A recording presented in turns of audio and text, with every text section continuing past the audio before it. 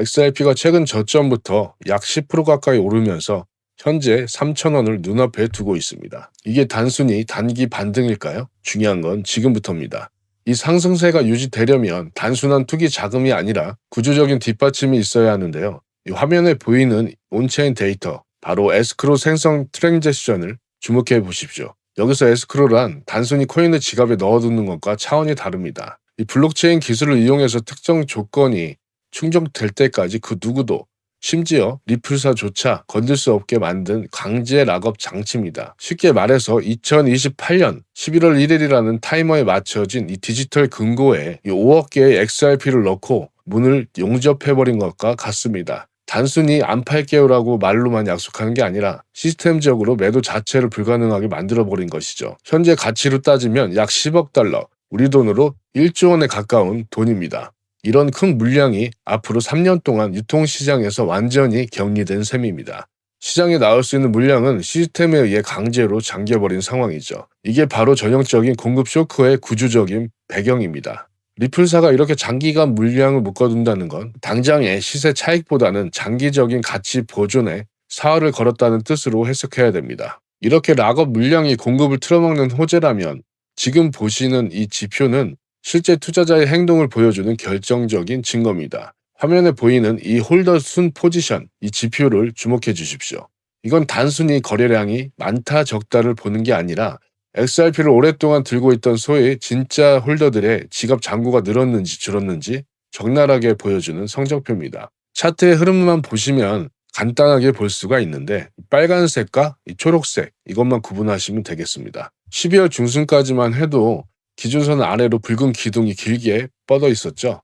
이건 기준 보유자들이 불확실성을 이기지 못하고 물량을 시장에 던지며 이탈했다는 뜻입니다. 하지만 12월 28일 기점으로 아주 극적인 반전이 일어났죠. 보시다시피 빨간색은 온데간데 없고 선명한 초록색 기둥이 등장해서 위로 솟구치기 시작하고 있습니다. 이게 무슨 의미일까요?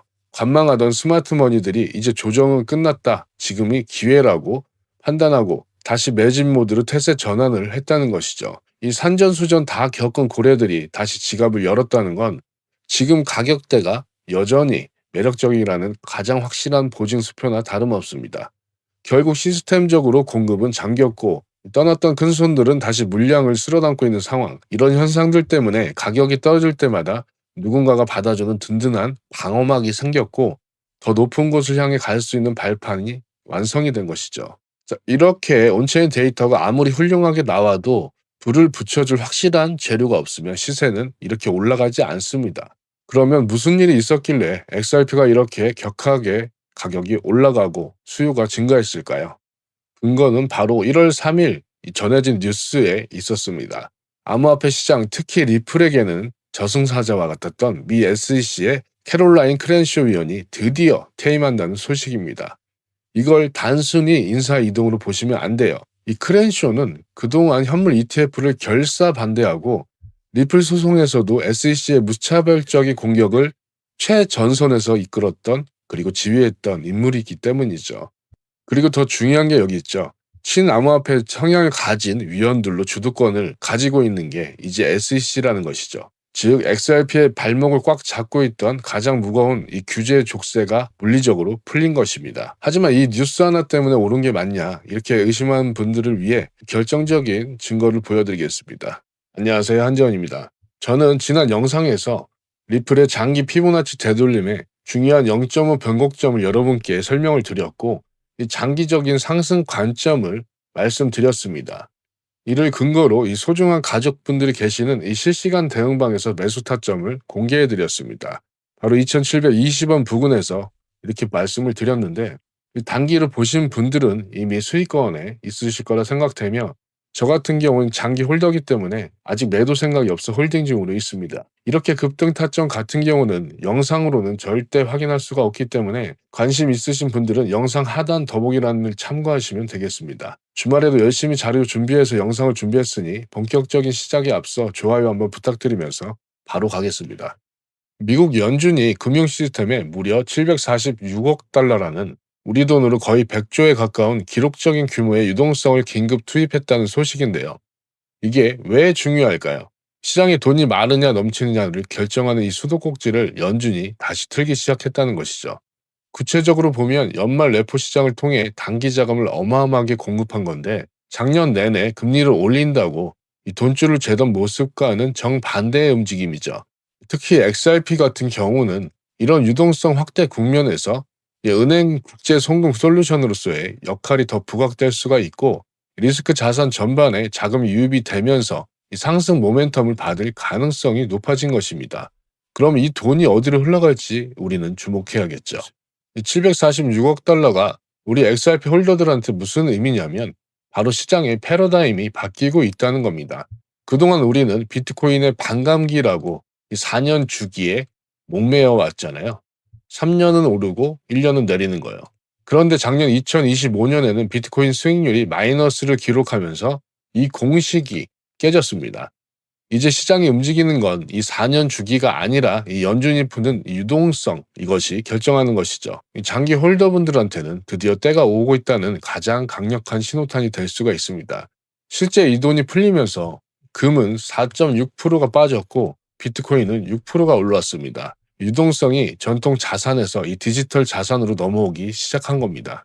여기에 또 중요한 소식도 있는데, 바로 2026년 1월 1일부터 이 국제결제은행 BIS의 암호화폐 자산 관련 은행 규제 프레임워크가 전 세계적으로 시행에 들어갔다는 겁니다. 이게 무슨 뜻이냐?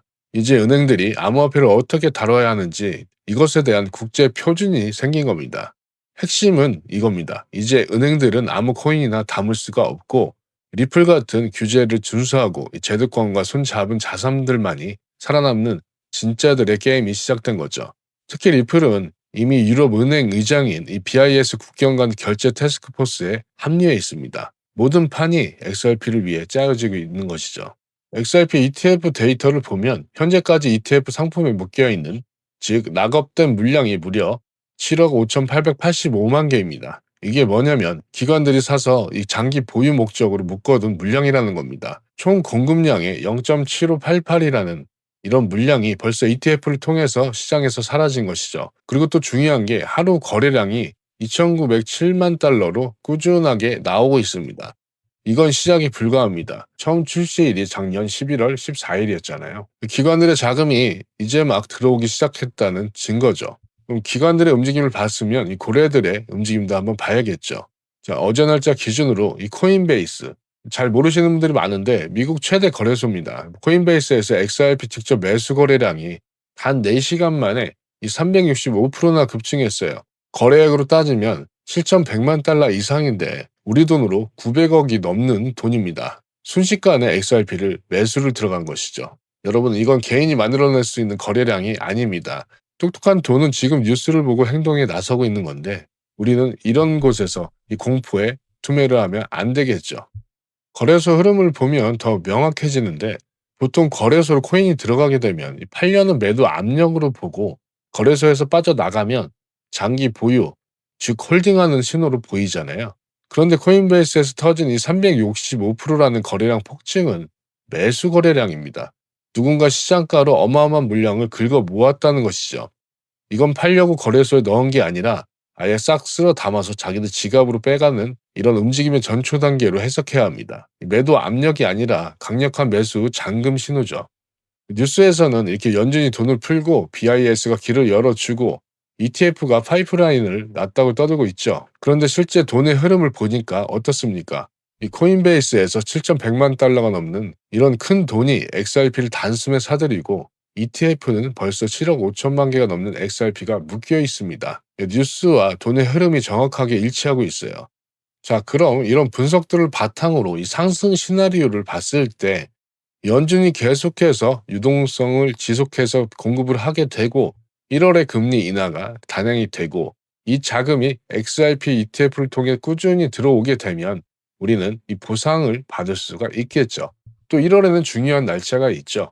1월 15일 이 클래리티 액트법이 상정되면서 어떤 속도로 이 법안이 통과되는지를 우리는 꼭 지켜봐야 합니다. 하지만 무턱대고 지금 가격에 진입하시면 손익비가 그렇게 좋은 자리는 아니기 때문에 제가 이런 모든 분석과 데이터를 통해서 실시간 대응방에서 정확한 타점을 제시해 드리고 있습니다. 실시간 대응방에는 965분이라는 1000분이 조금 안 되는 분들, 어제만 해도 5분이 더 들어오셨는데 이렇게 많은 분들이 함께하고 계십니다. 이 대응방에서는 XRP 리플뿐만 아니라 이 비트코인 또 이더리움 같은 이 대장주들의 실시간 단기 포지션도 다 오픈해 드려요. 이런 식으로 다 오픈해 드리고 어제 같은 경우 수익률 봐도 마이너스 한 번 없는 모습, 누적 수익률 75%라는 이런 높은 수익률을 보여드렸습니다. 이렇게 저는 결과로 말씀드리면서 어제뿐만 아니라 자 1월 2일 날짜도 보시면 누적 수익률 84.29라는 좋은 성적을 얻었고 이렇게 크게 보시게 되면 마이너스 한 번 없는 이런 정확한 이 타점을 저 혼자 간 게 아니라 제 포지션을 다 오픈해 드리면 이렇게 많은 구독자분들이 함께 하고 계시는 겁니다. 24시간 365일 돌아가는 이 가장 무서운 이 암호화폐 시장에서 혼자 시장에 대응하시려면 매우 힘드실 겁니다. 그리고 가장 중요한 게 뭐냐? 바로 제가 영상을 찍는 시점과 그리고 영상이 업로드되는 시점이 이 시간차가 최소 4시간 이상 걸릴 때가 있어요. 왜냐? 편집을 바로 할 수 있는 게 아니기 때문에 이런 시간적인 괴리를 없애기 위해서 만든 실시간 대응방이니 100% 무료로 말씀드렸잖아요. 이 구독자분들이 한해서 들어오실 수 있으니까 직접 들어오셔서 하루 이틀만 지켜봐 주신 다음 원하시는 데이터가 나온다. 그러면 남아 계시면 되겠습니다. 들어오시는 방법도 되게 간단합니다. 10초밖에 안 걸려요. 영상 하단에 더보기란 보시면 링크가 있고 고정 댓글에도 링크를 달아놨습니다. 이거 체크하시면 이 휴대폰 사용자분들은 문자 발송 화면으로 바로 넘어가요. 거기에 숫자 1 이렇게만 입력해 주시고 문자 보내주시면 끝입니다. 간단하죠? 혹시나 해외에 계신 분들이나 PC 사용자분들은 이런 화면이 나올 겁니다. 그럼 실시간 관점 스터디 이 텔레그램 체크해 주시고 정확하게 본인 받으실 연락처 입력해 주시고 제출하시면 됩니다. 해외에 계신 분들은 여기에 SNS 아이디 입력해 주시면 되겠습니다.